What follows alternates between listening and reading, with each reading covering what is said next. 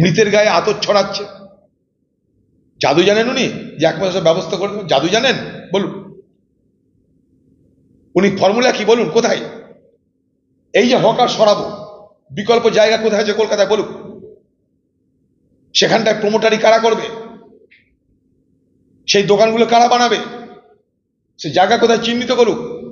আগে চিহ্নিত করে পরে সরাও, তবে না। আগে জায়গা চিহ্নিত করো, পরিকল্পনা দাও, হকারদের সঙ্গে আলোচনা করো, তবে করো।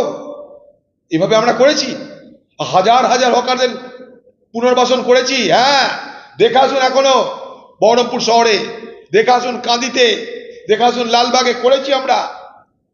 প্রত্যেকটা হকার তারা চায় মর্যাদার সঙ্গে তাদের ব্যবসা করতে। পুলিশের লাঠি খেয়ে, পুলিশের লাত খেয়ে, পুলিশের গালাগালি খেয়ে, পুলিশকে তোলা দিয়ে, নেতাদের তোলা দিয়ে কোনো হকার হকারি করতে চায় না। তারাও চায় অন্যান্য 5টা পরিবারের মতন মর্যাদার জীবনযাপন করতে, বউ ছেলে মেয়ে সম্মানের সঙ্গে মর্যাদার সঙ্গে জীবনযাপন করতে। প্রত্যেকটা মানুষ চায়। আপনার পুলিশের লাঠি, গুঁতো, গাল, কিস্তি, সন্ধ্যেবেলায় মদের বোতল দেওয়ার বাধ্যতা, তার থেকে মুক্তি চাই বাংলার হকার সমাজ। কেউ শখ করে হকারি করে না।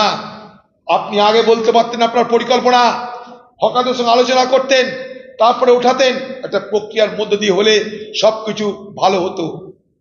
কারণ আজকে এই ভয়ঙ্কর পরিস্থিতির শিকার হতে হতো না সেই সমস্ত হকার ভাইদের।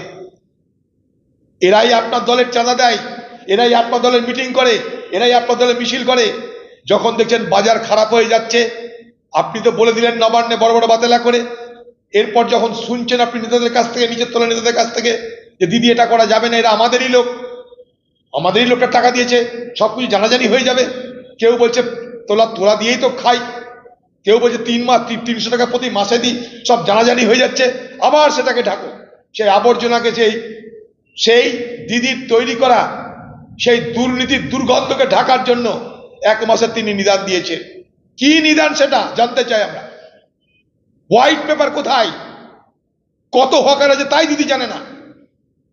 পশ্চিমবঙ্গে কত হকার আছে তার সংখ্যা আপনি জানেন না। পশ্চিমবঙ্গে কত পরিযায়ী শ্রমিক আছে তার সংখ্যা জানেন না। নির্বাচনে জেতাটা শেষ কথা নয়, মানুষের মৌলিক সমস্যার সমাধান করতে হবে, তবে আপনি মামাটি মানুষের নেত্রী।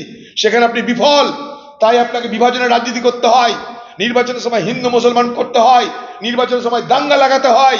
আমাকে হারাতে দাঙ্গা লাগাতে হলো, সেই দাঙ্গার কথা আপনার দলের এমএলএ কে দিয়ে বলাতে হলো, সব আপনি করিয়েছেন। বিভাজনের রাজনীতি, হিন্দু মুসলমানের বিভাজনের রাজনীতি আপনি করিয়েছেন এ বাংলায় নির্বাচনে জেতার জন্য। আজ না হয় কাল আপনার প্রকৃত স্বরূপ বাংলার মানুষ জানতে পারবে। নিশ্চিত থাকুন বাংলার মানুষ। কলকাতা বা হায়দ্রাবাদে নয়, এখন নার্সিং পড়ুন আপনার এলাকায়। ভগবান গোলা নার্সিং ইনস্টিটিউট